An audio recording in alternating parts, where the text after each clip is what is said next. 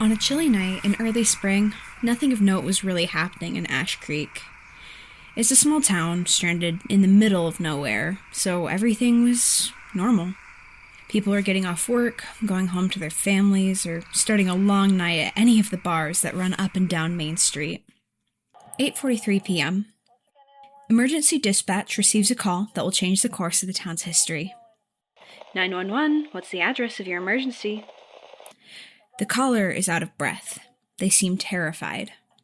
My sister climbed in through my window. Not exactly the best use of the hotline, but far from the worst the dispatcher has seen in the last month alone. Is anyone injured? Are you in danger from your sister? Did someone fall? There's some hesitance from the other side of the line. The phone trace protocol is started. No. Eventually comes the reply. She's been dead for 11 years. The dispatcher pauses for a second.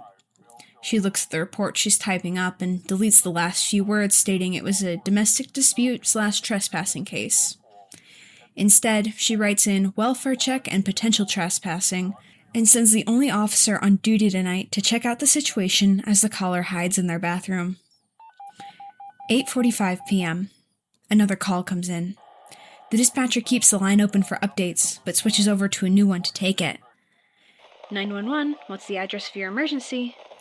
The older woman on the other end of the line frantically shouts, "They're all spilling out," repeatedly, on the verge of hysteria. It takes nearly 30 seconds of trying to get her to calm down for her to elaborate. Everest Memorial Cemetery. People are spilling out of it. There's so many. 8:46 p.m. Another call. And another, and another. All saying the same thing. People who hadn't been around for years or longer now walk the streets, going to houses that no longer belong to them, joining the regular folk at the bars in town when there's nothing else to do. In the next hour, 2 more dispatchers have been called in from their sick days, flu and all, as well as every off-duty officer in town, every EMT, and every firefighter. They're even bringing in response teams from neighboring towns to deal with the fact that now the dead walk among the living. People are preparing gas masks, retreating to basements, grabbing weapons in case their dead friends and family have a hankering for brains while panic spreads. But it all turns out to be unnecessary. Ash Creek's zombie problem doesn't seem to involve infection or virus, just people waking up in their graves and finding their way home.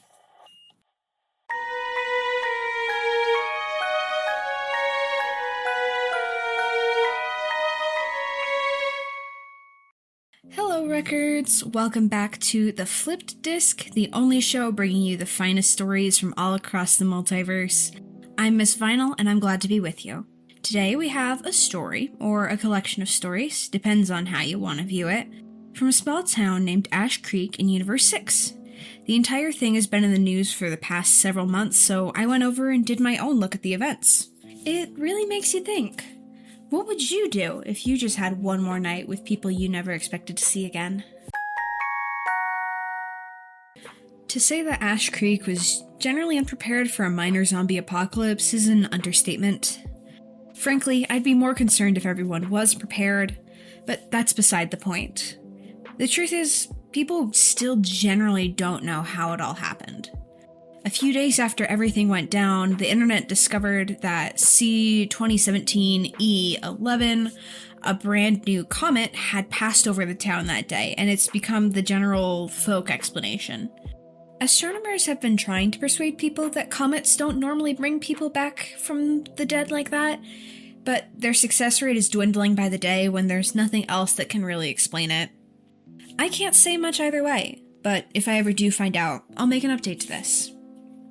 The town itself is a shell of what it used to be, but in order for that to make sense, there are a couple of things you need to know first. In Universe 6, the world is all connected. Nearly every single person is attached in some way, shape, or form to the internet, a completely new world that lives in a place that isn't physical. All of human knowledge is stored here to varying degrees of accessibility, from questionable recipes to people's day-to-day lives, to building instructions for weapon of mass destruction that could destroy the world in less than an hour. If something strange happens, photos and videos will be taken of it, and you just have to dig on the internet to find them. It's also incredibly easy to get almost anywhere due to the technologies and the vehicles that have been developed in the last century or so. The world has never been smaller for the average person. However, one of the things for all of this technology to run is an oil gotten from deep in the earth, the remnants of a long extinct species. It has to be developed and processed once it's dug up, so there's a significant industry in doing that to power the world. One of the many consequences of this industry is the town of Ash Creek itself. It's just one of many small towns like this that popped up around the industry of extracting and refining the deep oil, starting as a collection of workers who eventually moved their families in, and it's become a community. It's definitely not what it was, though, due to the town refinery shutting down a decade or so ago after a terrible explosion that killed hundreds of workers. Now they just work extraction and ship it somewhere else to be processed, remembering the days when the town used to be much more alive. In the modern day, just past 9, Sheriff Albert Jackson was having a pretty bad time trying to manage a sea of confused and disoriented dead people who weren't sure really where to go. It was supposed to be his break today, quality time with Netflix, fast food, and his dog that he gets so rarely. Most of the crowd he was conversing with at first were old refinery workers, folks who had all been buried around the same time for obvious reasons, and it was difficult for him to focus on remaining calm when it was painfully obvious what had killed them. They all looked exactly like they did when they had been buried several years prior, but the cosmetic alterations made before their funerals didn't get the time-defying treatment the flesh did. Horrific burns and missing pieces of skin disfigured a lot of them, something that made identifying and directing them to any living relatives incredibly difficult. Even with their own help, not everyone could be verified. While the refinery explosion and its aftermath did have a big chunk of the quote-unquote zombies accounted for, the large majority of them were just normal people, who had lived normal lives and died normal deaths. Old age, cancer, car accidents, stuff like that. All hands were on deck to work out logistics and figure out who they could contact, which makes sense. If I suddenly got revived and learned I had been dead for a long time, or at all, I guess, I'd want to know what happened to the people I care about. 10:14 p.m. Ash Creek High became the staging grounds for this operation, mostly due to the space the gym provided and its central location between the town's primary cemetery and a couple of their other small, private ones. Emergency sirens started going off to wake people before anybody else had a window incident. A little late to the party, but it's the intent that counts here. Nurses and EMTs worked with those who had died in more brutal manners to get them mobile and lessen the pain they had. Volunteers fronted long lines, searching the internet for people who had long moved away or lost contact with the folks here, so their deceased friends and family could send them a phone call. A lot of those calls went unanswered, left to voicemail either due to the hour or not knowing the number it came from. One little girl, whose name I will be withholding for privacy reasons, had been left in a hot car 2 years ago when she was 7. She managed to reach her dad, but he had gotten upset about a rotten scam and hung up. A video of that whole ordeal, along with many others reuniting with their lost loved ones, and of corpses shambling through the streets, were quickly put on the internet and gained overnight fame. Many platforms use the hashtag #RealWalkingDead. The sleepy little town will have people visiting to hear the story and see the sights for months, if not years after the fact. And between all of this chaos, there was a woman who had been dead for 11 years, who was still hanging around Sheriff Jackson with only one request: to help bring her murderer to justice. Everyone had been certain that Eleanor Schmidt had died in an accident. Found at the bottom of the stairs at work on the day she was supposed to close up, with no one else in the building and no real reason to call foul play. It was assumed she'd passed out or tripped going down the stairs towards the end of the night, which led to the head and neck trauma she eventually succumbed to. Real tragic case, gone too soon. She was one of those people you'd expect to lead a PTA or found a startup one day. But at the time, she worked as a receptionist for the refinery's office buildings. Survived by her parents and her 4 little brothers, Eleanor family grieved and moved on, eventually branching out and retiring to the south or moving away for work. The middle brother, Howard, or Howie as he prefers, now manages the local grocery store. He bought their childhood home from his parents when they retired, so it ended up being his window that Eleanor climbed into when she realized she had been buried without a key to the house. She could have knocked on the front door like a normal person, but there wasn't anything normal about this entire situation. Anyway, Eleanor herself told a completely different story. She had been closing up at work that day, like she did every day she was there. Once everyone had left, that responsibility fell to the receptionist for some reason, but according to her, she hadn't been alone. When she entered the higher offices to make sure everything was in order and lock up, she found papers on a desk that she definitely wasn't supposed to see. They reported some of the safety features of the refinery that were failing, and repairs would be costly, but they were way out of date.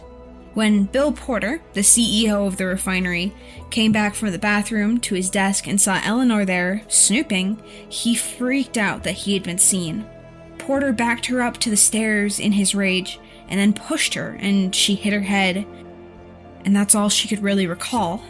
Now, when the refinery went up in flames ages ago, the corporation was fined to high heaven for these kind of safety issues that led to the accident, leading to its liquidation. But prosecutors could never really pierce the corporate veil, so to speak, and hold anyone criminally responsible. This changed everything a decade later, proving that Porter was aware of what could happen. And when someone found out, he killed them. Needless to say, Sheriff Jackson put that very high up on his to-do list when this initial chaos could be resolved. By 10:45 p.m., some people had slowly started filing out of Ash Creek High when they learned no one was coming for them, for a variety of reasons. They bonded over how different everything was since they died. Relatives generations apart realized they had connections. Random people held children whose parents had long passed away, far from this place. After the initial confusion and fear, the main emotion they were all feeling was uncertainty. They all felt it was a temporary thing, but no one was really too sure on the specifics. What were they going to do when the world had moved on without them? Some of those who had died more recently had an answer.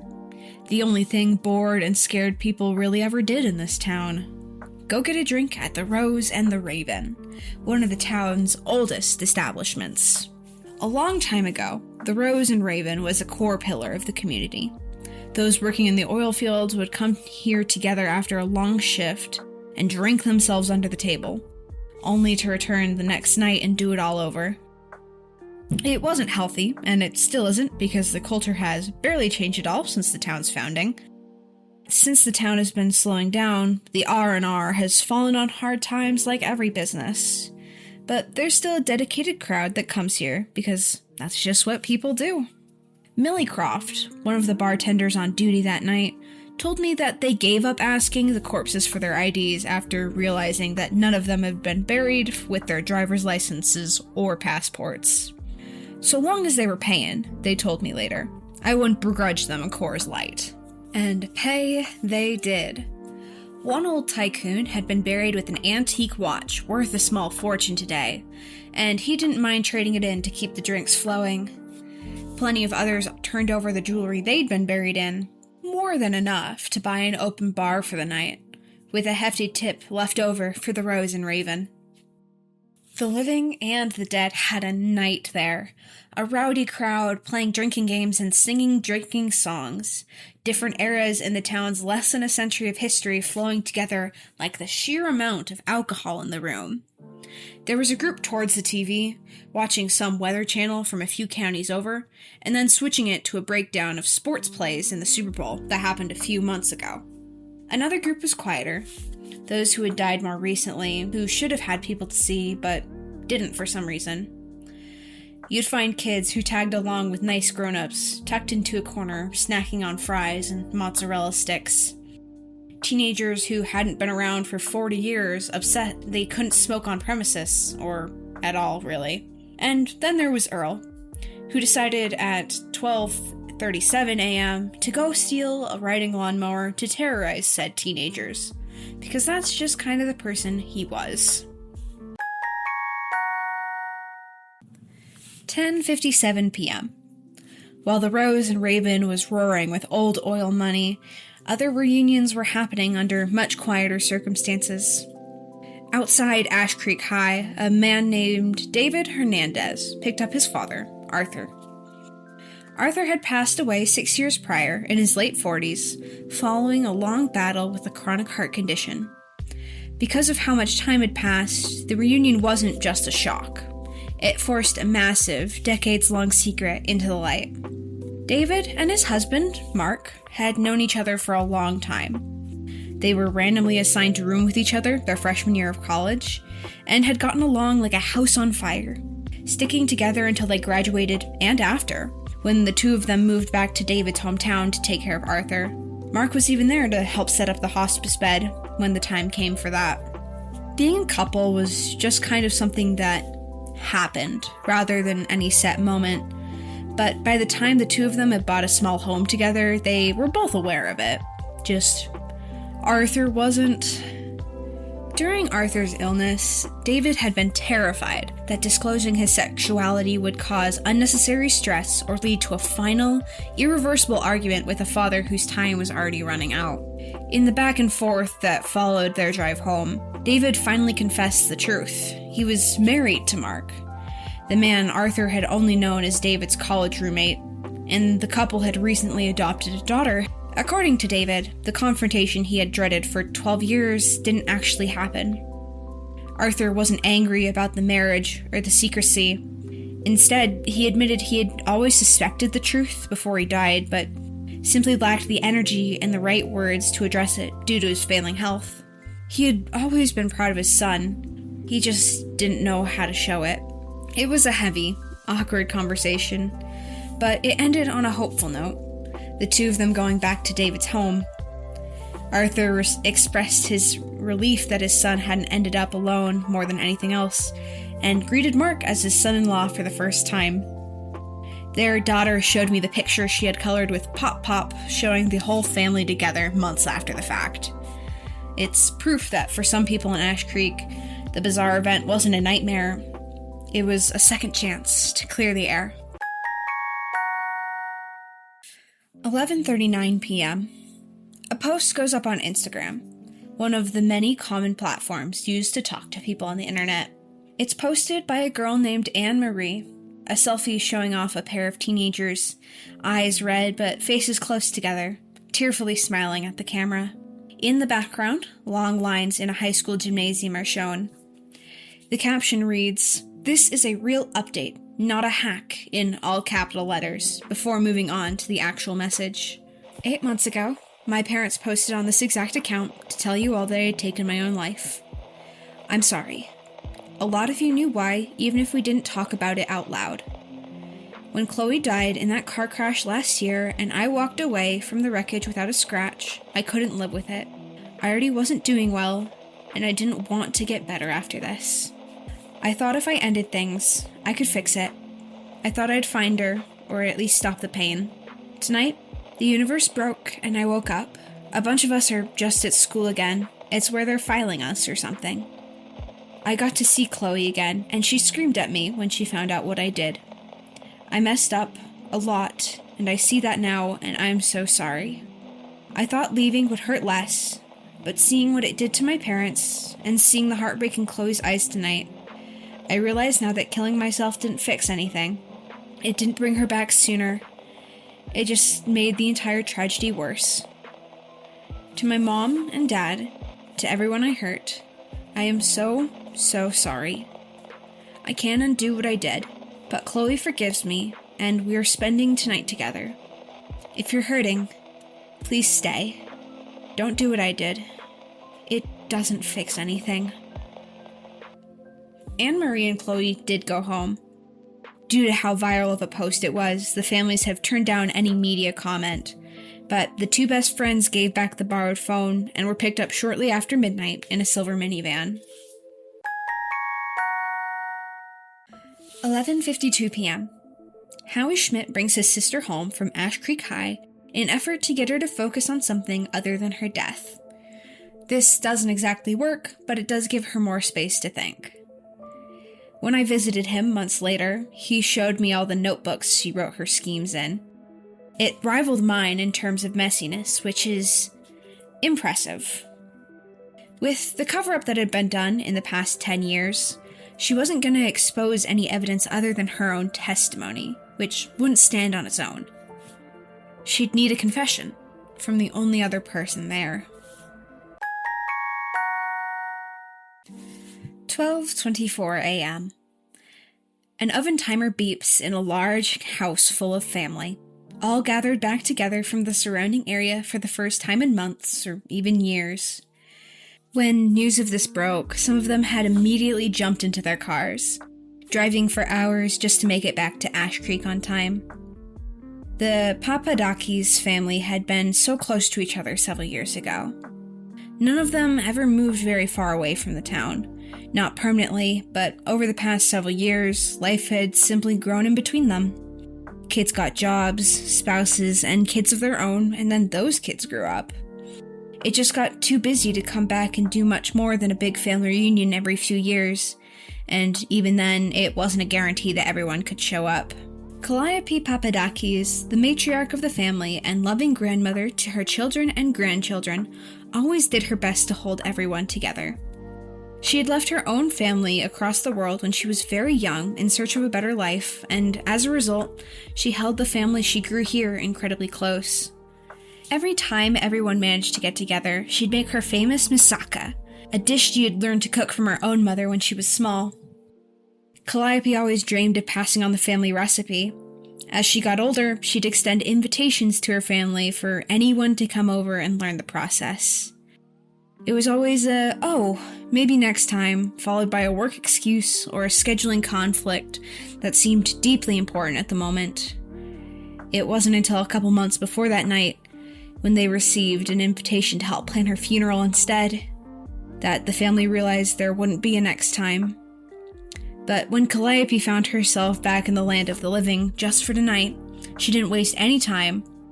Instead of heading to the high school gym or calling emergency services, she took her place right in her son's kitchen, and she immediately went to work raiding the pantry, having her grandchildren sit across the kitchen island from her, completely enraptured by her detailed instructions.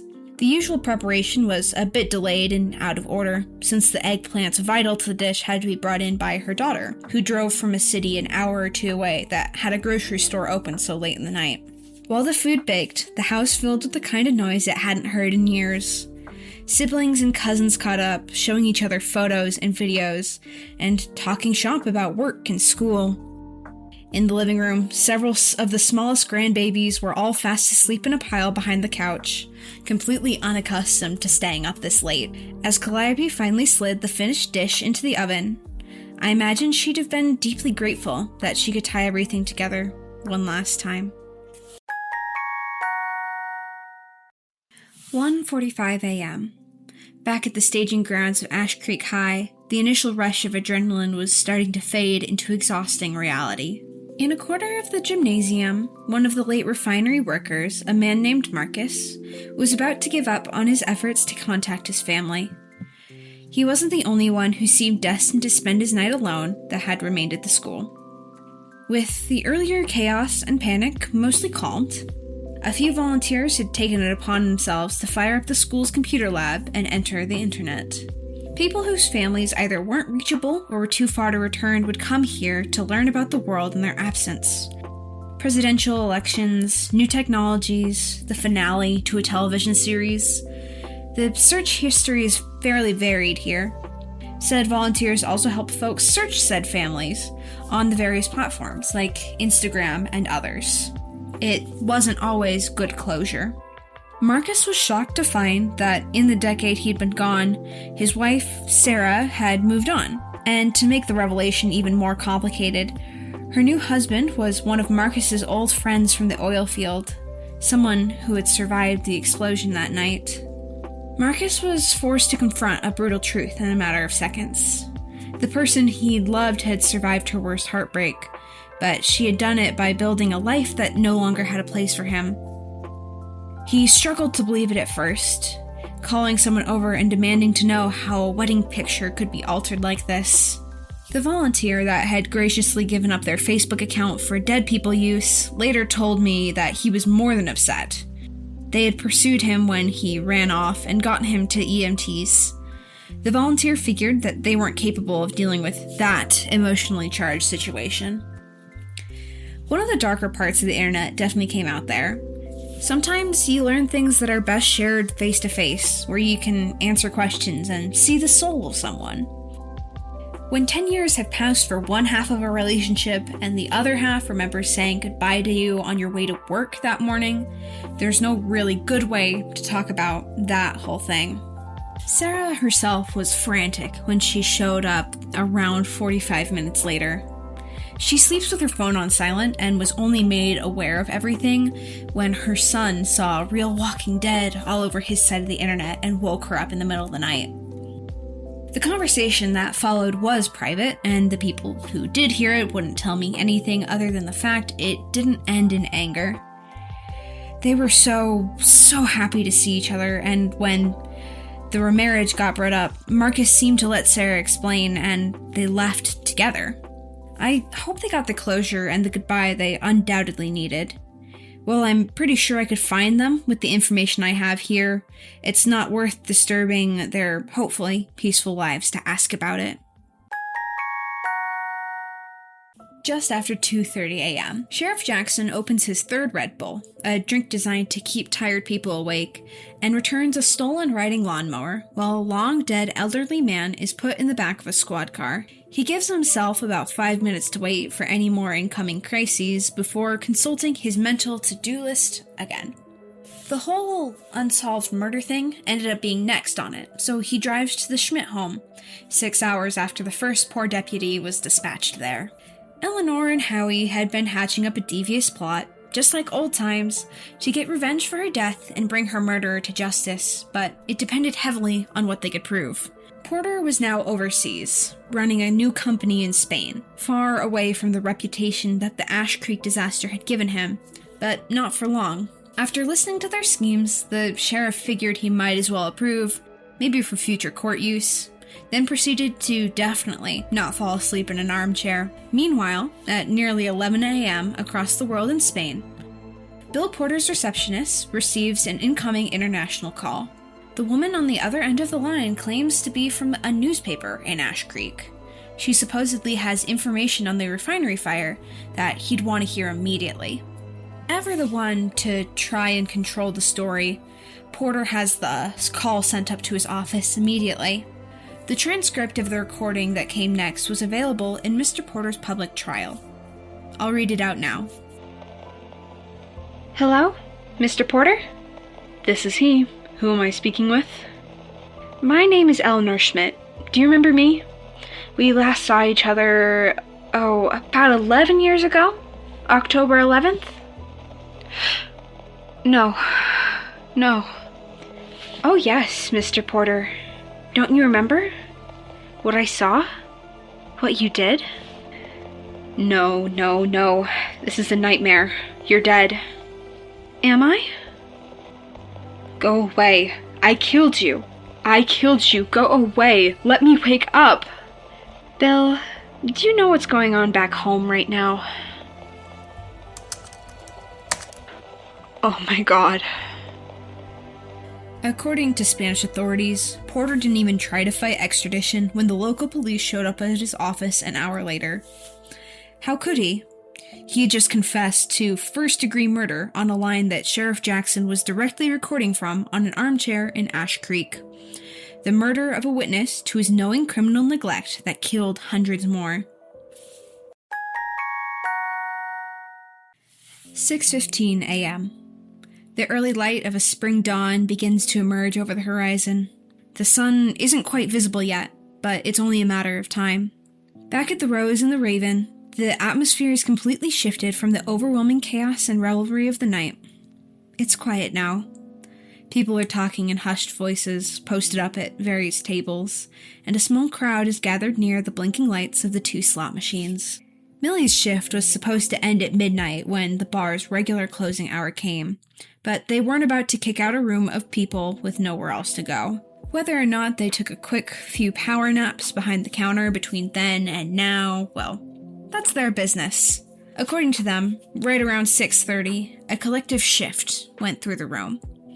People began wrapping up their conversations and bidding the final goodbyes to the living regulars who had spent the night drinking with the town's historical crowd. Then, they simply stood up and walked out into the cool morning air. All across Ash Creek, the same pattern was playing out.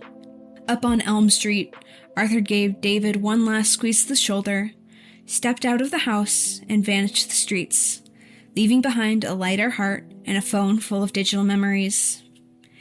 In her son's kitchen, Calliope wiped down the counters, left a hot, perfectly baked tray of moussaka on the stove, and disappeared just as her family finally finished writing down the recipe.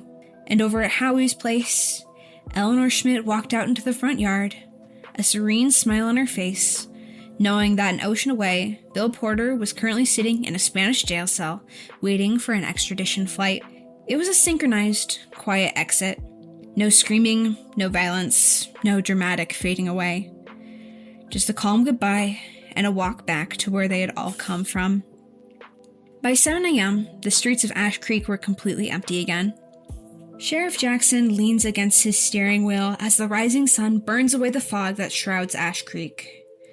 For the first time since the sun went down, things around him are quiet, peaceful. He takes a deep breath in, then sighs it out, mentally preparing himself for whatever comes next from this madness. It's been a few months since the Night of the Living Dead, as they're calling it in Universe 6, but many people are still obsessed with the phenomenon. There's a couple of documentaries in the process of being made, one more focused on the refinery fire and what was brought to light a decade later, and one Hollywood horror film, which has the community somewhat divided because it completely missed the entire point of the night. Too many chainsaws, not enough riding lawnmowers. There are so many stories I didn't include. Not everyone made it to town before the dead disappeared. Not everyone got happy closure. I decided to kind of stick with the ones that had a positive impact on the living and taught me something. Bill Porter took a decent plea deal, but he's going to be in jail for a long time still. He wasn't ever really denying anything after his horrible haunting, but I can't find anyone who's really spoken to the guy since the first and only trial day. Thank you, my records, for listening to me once again. If you have questions about what I've gone over, have relevant information, or even a story to share from your universe or another, please get in contact with me. I'm always looking for new connections. Stay safe, stay informed, and have a good day.